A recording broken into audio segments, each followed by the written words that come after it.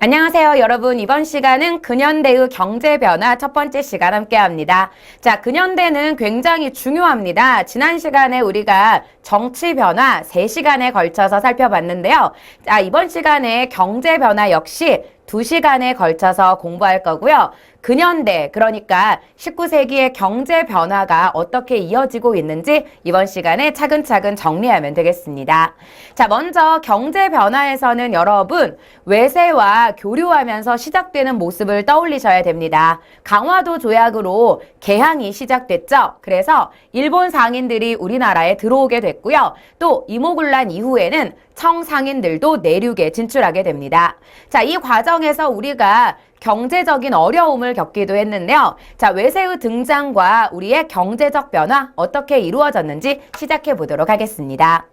자, 먼저 교재를 보시면 제목에 써 있어요. 열강의 경제적 침탈. 자, 여기에서는 다른 나라와 교류하기 시작하면서 나타나는 경제적 모습을 설명하고 있는데요. 자, 1번부터 일본 상인의 무역 독점 정리되어 있습니다.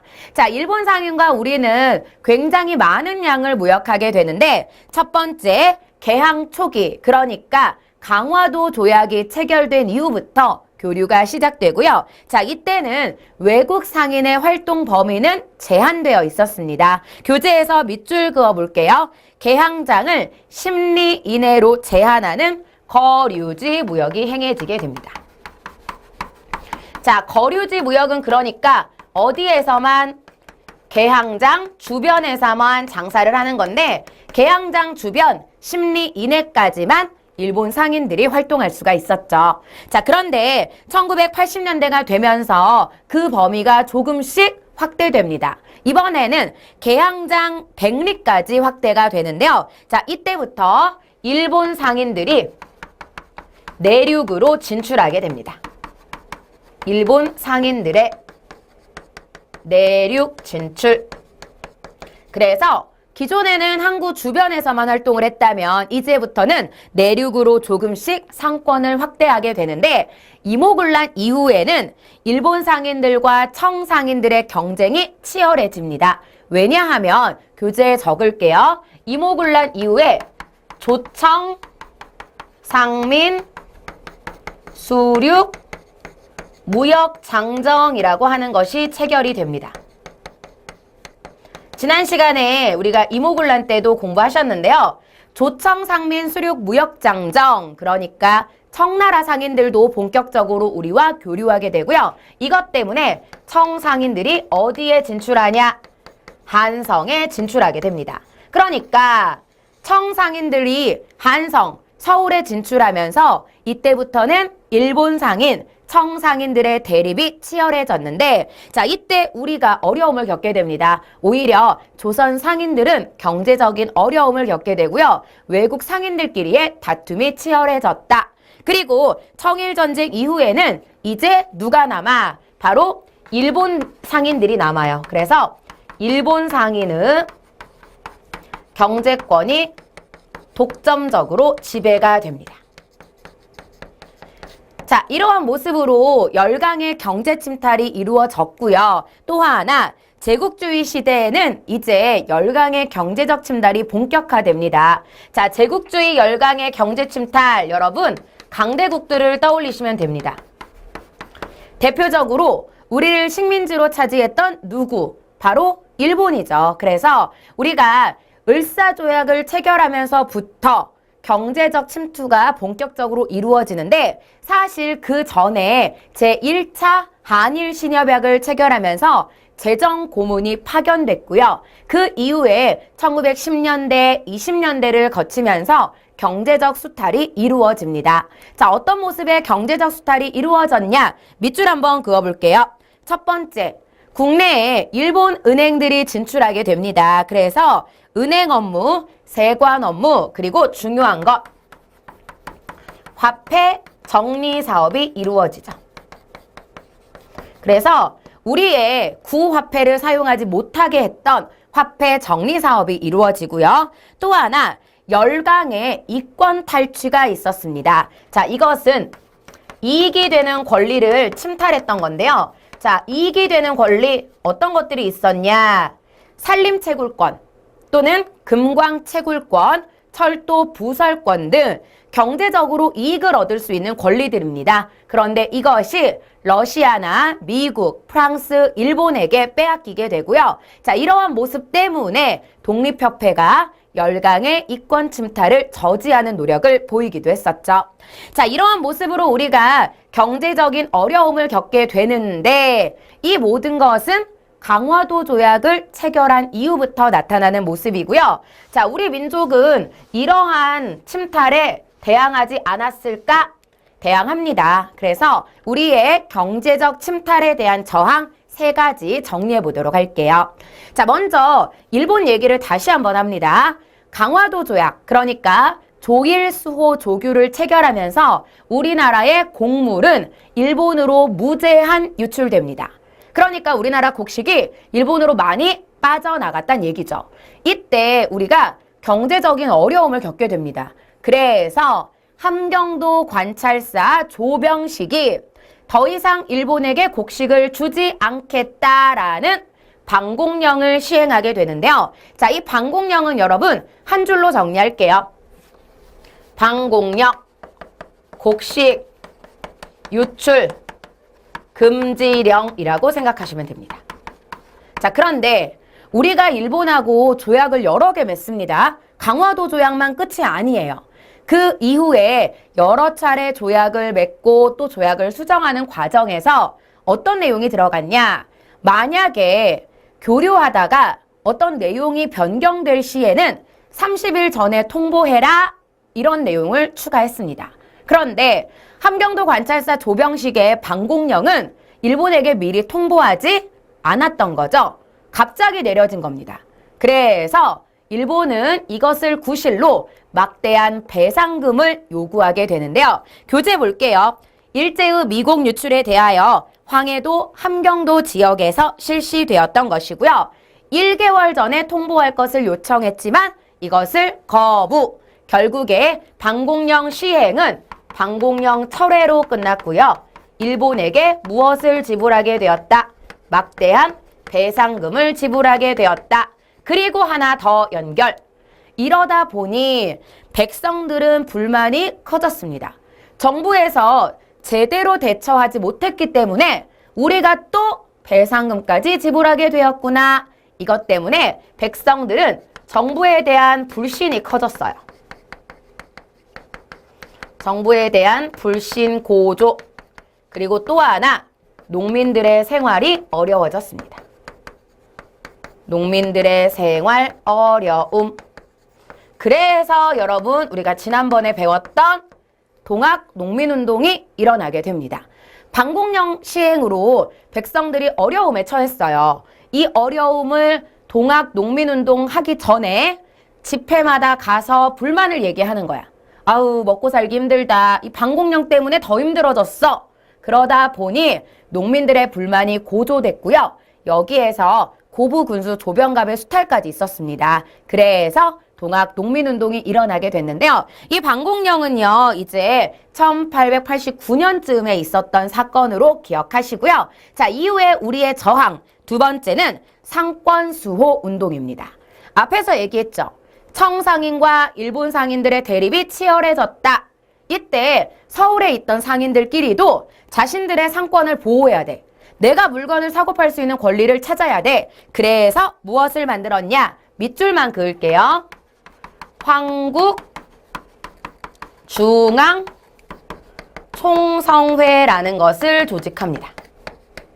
그러니까 황국중앙총성회는요, 여러분, 상인들이 만들었던 상인단체고요. 자, 경강상인들 경우도 한강에서 배를 이용해서 무역을 했었죠. 이들은 증기선을 도입합니다. 그러니까 최신식 배를 도입해서 일본 상인에게 빼앗긴 운송권 회복을 시도하기도 했었는데요. 큰 효과는 없었지만 우리가 청상인과 일본 상인에 대항해서 이러한 단체를 만들었다는 것 중요하게 기억하면 되겠습니다.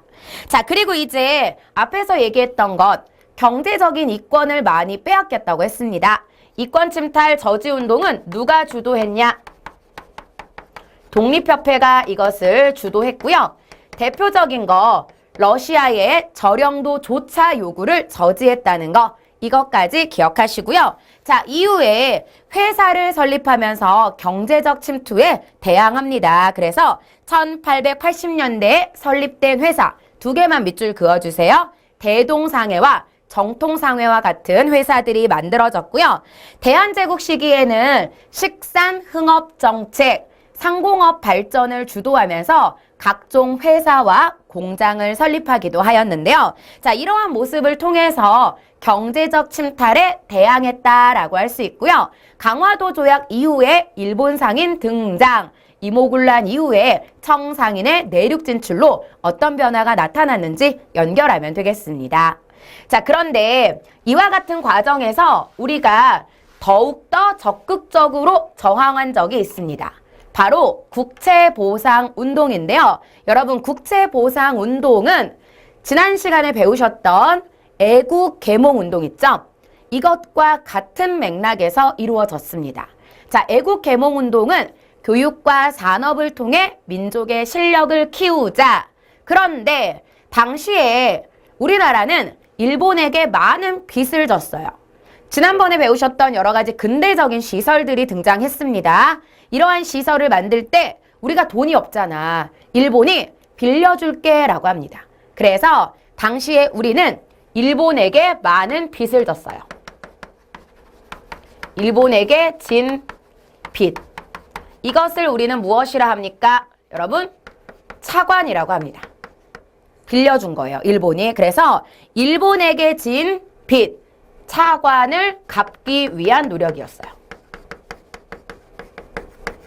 자, 우리가 누군가에게 돈을 빌리면 왠지 그 사람한테 잘해줘야 될 것 같고, 왠지 그 사람한테 내가 뭐 밉보이는 것 같고, 좀 그 사람에게 내가 좀 수치스러운 느낌이 있어요. 뭐 적은 돈이건 큰 돈이건 왠지 좀 내가 비굴해지는. 그래서 당시에 우리 민족은 일본에게 그동안 빌렸던 차관, 당시에 이 차관이 얼마였냐? 1,300만 원이었습니다.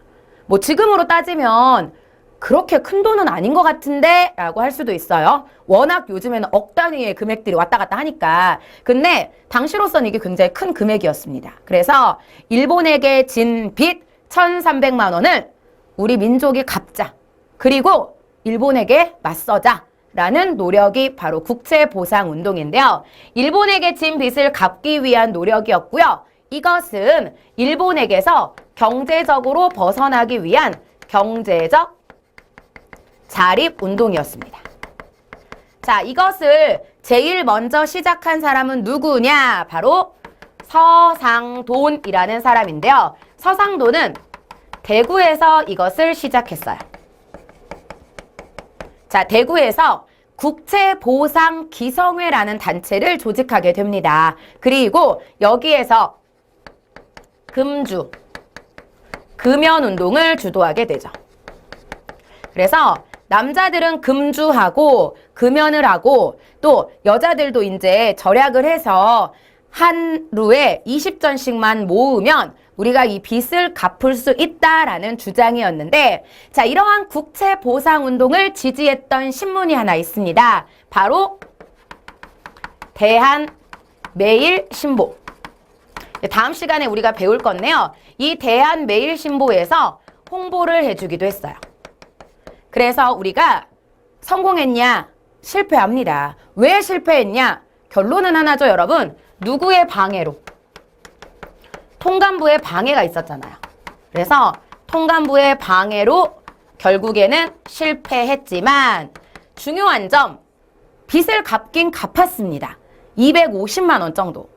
그러니까 1,300만 원이었으니까 반절도 못 갚긴 했어요. 그런데 이게 무엇과 비슷하냐? 우리나라 IMF 1997년 외환위기 때 금모으기 운동 했었죠. 여러분들 중에 이제 부모님들이 금모으기 운동 때 참여하신 분들도 있을 거고, 여러분 중에 참여하신 분들도 있을 거예요. 저 같은 경우는 그때 그 외환위기가 터지면서 실제로 주변 친구들 중에 부모님이 이제 실직하셔서 또는 회사가 부도나서 학교 다니는 것도 어려운 친구들이 조금 있었고요. 실제로 사업이 망해서 외국으로 이민을 갔던 친구들도 있었어요. 그러니까 한국에서 더 이상 할 게 없는 거야. 이런 친구들도 있었어요. 그런데 그게 중요한 게 아니라 그 금모으기 운동이랑 어떻게 보면 비슷하죠. 그러니까 경제적으로 우리가 스스로 일어서기 위한 운동이었다는 게 중요하고요. 이러한 국채보상 운동이 경제적으로 일본의 지배에서 벗어나고자 했던 노력이었다. 이 내용을 중요하게 기억하시면 되겠습니다.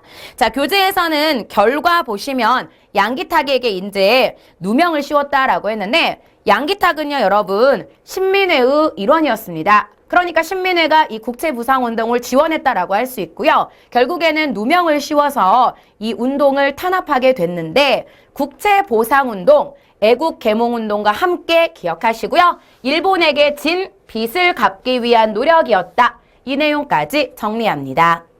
자, 이번에는요, 여러분 일제의 지배 시기로 넘어갑니다. 일본의 지배를 받을 때 우리가 1910년, 1920년, 1930년 경제적인 수탈도 이루어졌습니다. 당연하죠. 우리가 식민지예요. 그러니까 우리나라에서 무언가를 막 뺏어가야 돼. 그런데 그 방법이 굉장히 치밀하고 계획적이었어요.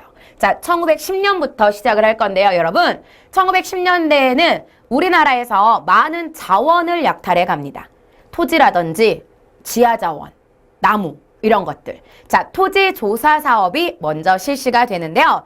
이 토지조사 사업은 여러분 말 그대로 토지를 무엇합니까? 조사합니다. 즉, 이때의 목적이 있어요, 여러분. 옆에 적어둘게요. 근대적 토지 소유 관계 확립. 자, 조선은 지금까지 토지의 소유 관계가 명확하지 않다. 그래서 우리가 이걸 정리해주겠다. 장부 정리해주겠다. 이것입니다. 그래서 어떻게 우리를 회유했냐? 정해진 기간 내에 토지를 신고하시오. 이게 방법이었어요. 정해진 기간 내에 토지 신고. 자, 여러분 이것을 무엇이라 하냐? 기한부 신고제라고 합니다.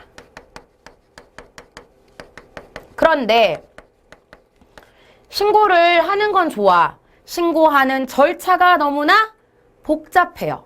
자, 근데 우리 민족 이렇게 귀찮은 걸 일본이 하래? 하기 싫죠?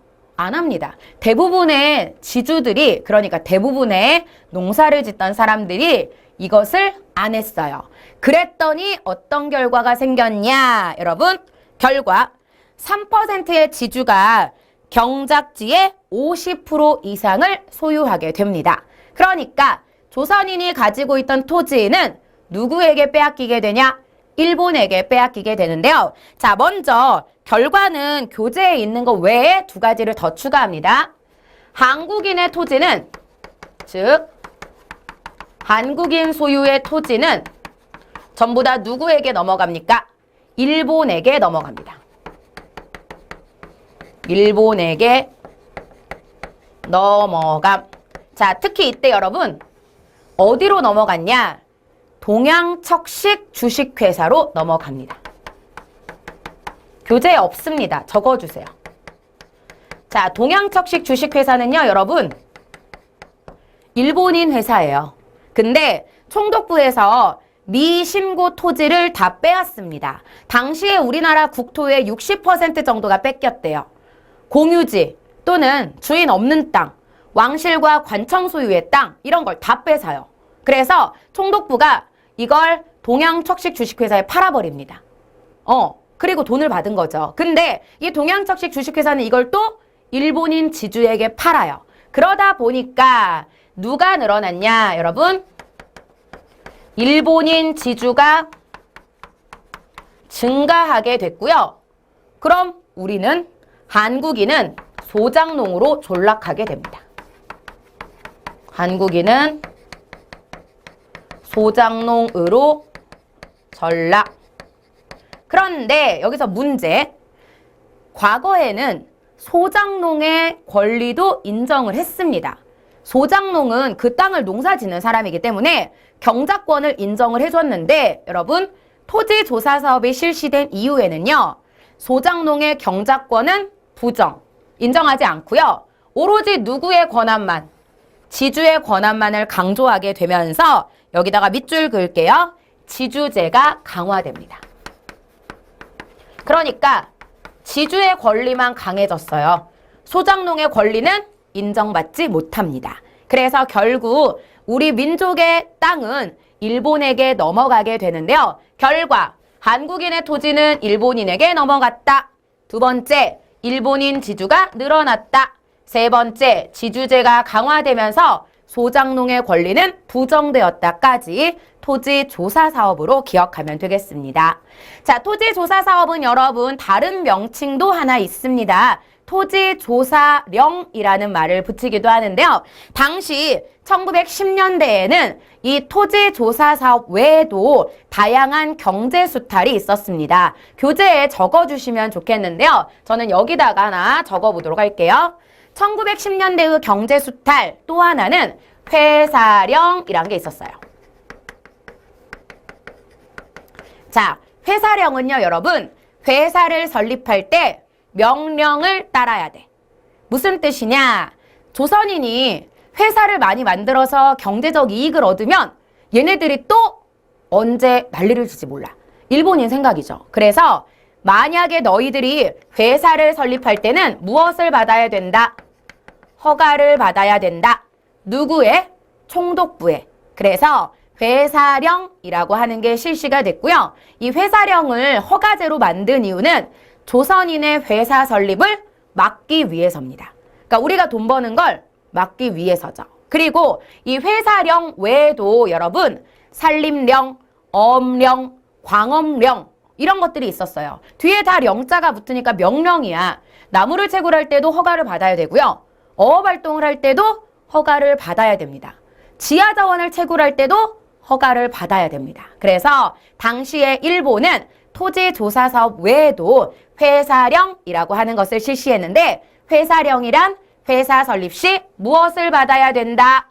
허가를 받아야 된다. 그래서 조선인의 회사 설립을 방해했다까지 1910년으로 기억하면 되겠습니다.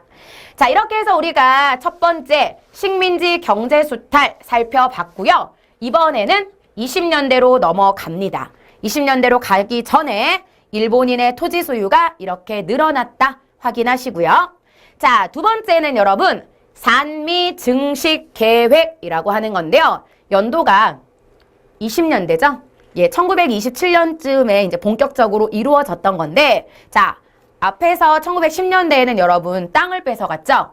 20년대는요, 쌀을 뺏어갑니다. 왜 쌀을 뺏어갔냐? 먼저 당시의 일본의 상황부터 알고 있어야 되겠죠. 당시 일본은요, 1920년대에 일본의 상황 하나만 쓸게요. 급속한 공업화가 이루어집니다. 그래서 도시의 인구가 늘어나게 되는데 그러다 보니 국내에 뭐가 부족해졌냐? 쌀이 부족해졌어요. 쌀 부족 문제.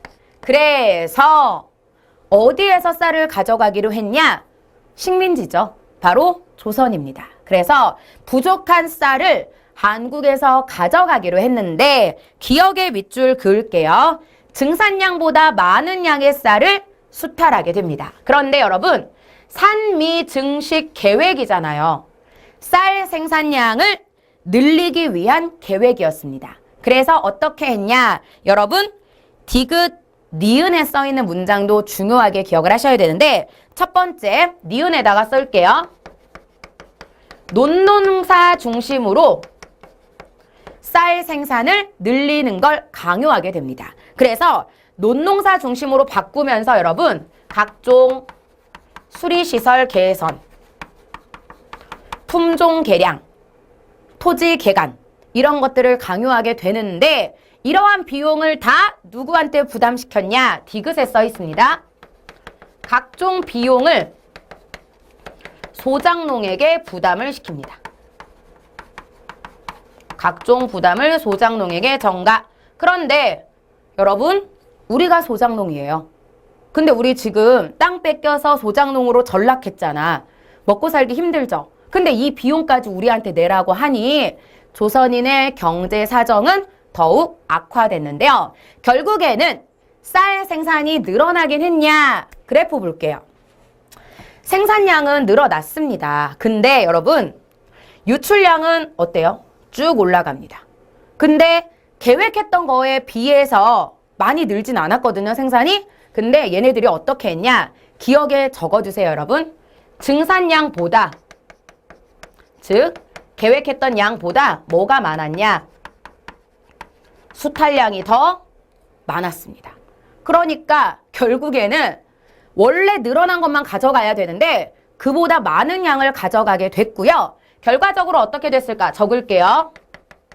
조선은 우리는 쌀 부족 문제가 발생하게 됩니다. 그러니까 우리는 쌀 구경도 못하는 상황이 돼버렸어요. 그러면 우리는 다 굶어 죽냐? 아닙니다. 만주에서 잡곡을 수입해서 먹긴 했는데 당시에 일본은 이렇게 막대한 양의 쌀을 뺏어 갔고요. 이때 성장했던 항구 도시들이 있습니다.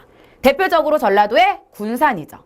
군산이 여러분 당시에 호남 지역이 원래 논농사가 발달한 지역이잖아요. 지금도 우리나라 최대 곡창지대니까 많은 양의 쌀을 뺏어 갔어요. 그러다 보니 당연히 항구에 막대한 쌀포대가 이렇게 많이 채워지게 됐고요. 실제로 여러분 군산에 가면 그때의 모습이 남아 있습니다. 사진 자료나 뭐 이런 기록들이 남아 있기 때문에 군산이 당시에 이렇게 쌀을 많이 수탈했던 그런 우리의 아픔에 있는 항구라는 거 기억하시고요. 이러한 산미 증식 계획으로 일본은 막대한 양의 쌀을 빼앗아 갔고 조선은 쌀 부족 문제와 많은 비용 부담으로 농민들의 생활이 어려웠다까지 연결하면 되겠습니다. 자, 그런데 여기에서 여러분 20년대에도 또 하나의 경제 수탈이 있었습니다. 자, 이번에는 교재에다 적어줄게요. 아까 전에 우리 회사령 보셨죠? 근데 여기에 적겠습니다. 당시 20년대에는요, 여러분, 일본이 회사령을 돌연 폐지합니다. 여기까지만 읽으면 좋아졌네. 그럼 이제 회사 마음대로 만들 수 있어요? 네.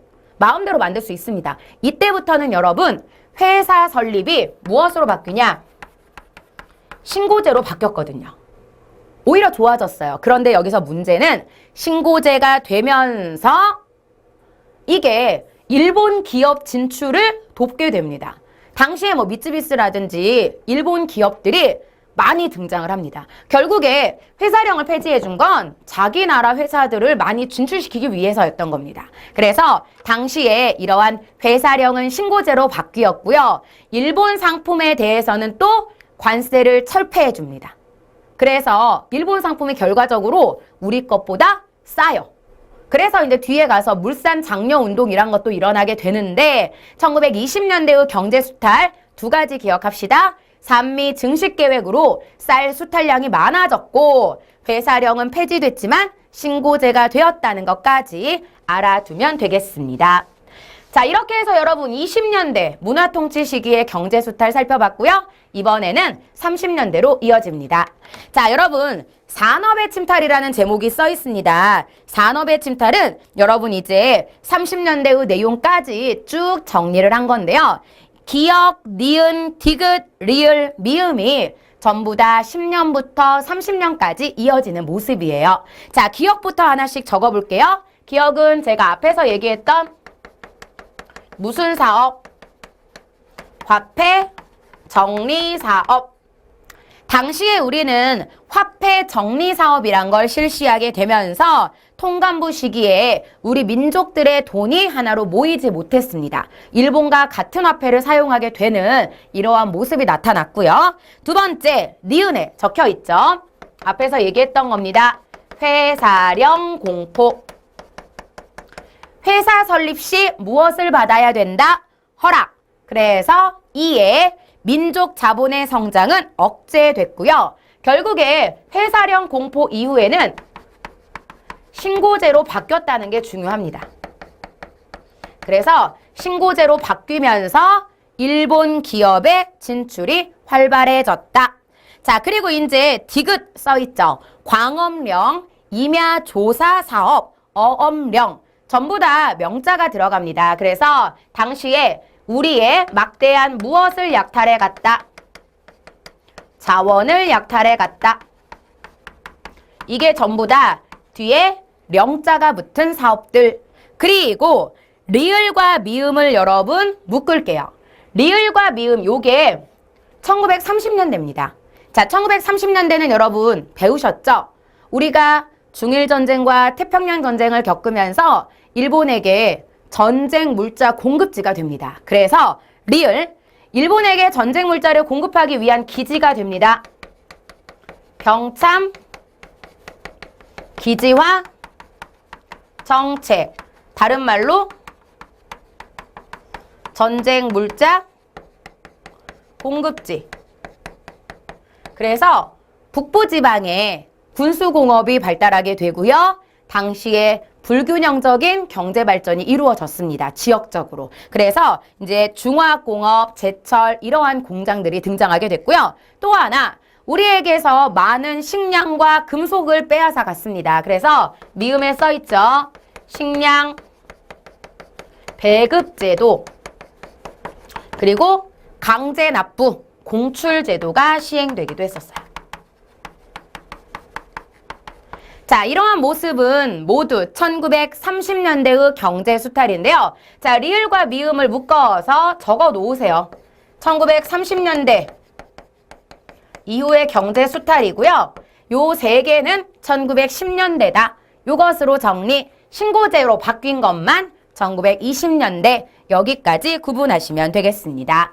자, 이렇게 해서 우리가 일본의 경제 침탈에 대해서 정리했고요. 그렇다면 일제의 지배를 받을 때는 저항이 없었나? 있었어요. 그 저항 모습 여기에서 정리합니다. 자, 첫 번째 소작쟁이가 있는데 여러분 소작쟁이는 노동쟁이랑 같이 갈게요. 다음에 우리가 사회구조에서도 배울 건데요. 쟁이라는 말은 여러분 투쟁입니다. 사회주의 사상이 등장을 했어요. 1920년대. 사회주의는 여러분 아시죠? 평등을 강조한 겁니다. 형평성. 그래서 농민들의 투쟁. 그러니까 소작쟁이는 여러분 쉽게 갈게요. 농민 저항이었고요. 노동쟁이는 말 그대로 노동자들의 저항이었습니다. 그런데 이들이 왜 저항했냐? 당시의 구조를 보면 여러분 소작쟁이는 지주와 누구의 대립이었냐? 소장농의 대립이었어요. 근데 지주는 여러분 당시에 대부분 누구예요? 니혼진입니다. 일본인이죠. 일본인. 맞죠? 그런데 소장농은 조선인이죠. 우리가 대부분 소장농으로 전락했잖아요. 그러다 보니까 이때 많은 소장료를 납부해야 돼요. 높은 소장료 인하 요구가 있었어요. 그래서 대표적인 소작쟁이 교재에는 안 써 있습니다. 사건을 하나 써줄 건데 이 높은 소장료 인하를 요구했던 사건이 어디에서 있었냐? 암태도라는 섬에서 암태도 주민들의 소작쟁이가 있었는데 당시에 여러분 소장료는 몇 퍼센트 정도 됐을까요? 60%였습니다. 그러니까 내가 100가마니 농사를 지으면 60%를 내야 돼요. 소장료로. 그럼 나는 40%로 먹고 살아야 돼요. 그러다 보니까 어렵죠. 그래서 암태도 지역 주민들의 소작쟁이는 소장료를 40%까지 인하하면서 성공을 거두었는데 자, 이러한 소작쟁이가 왜 일어났는지 당시의 구조를 기억을 하시면 되고요. 노동쟁이도 마찬가지입니다. 노동쟁이의 대립은 여러분 요거죠. 자본가, 사장님과 노동자의 대립이에요. 그런데 역시 또 한 번 여기에서 자본가는 누굽니까? 자본가는 일본인이죠. 그러면 노동자는 조선인이에요, 또. 그러다 보니 당시에 근로환경 그리고 임금 이런 게 아주 열악했어요. 그래서 당시에 열악한 근로환경을 개선해달라.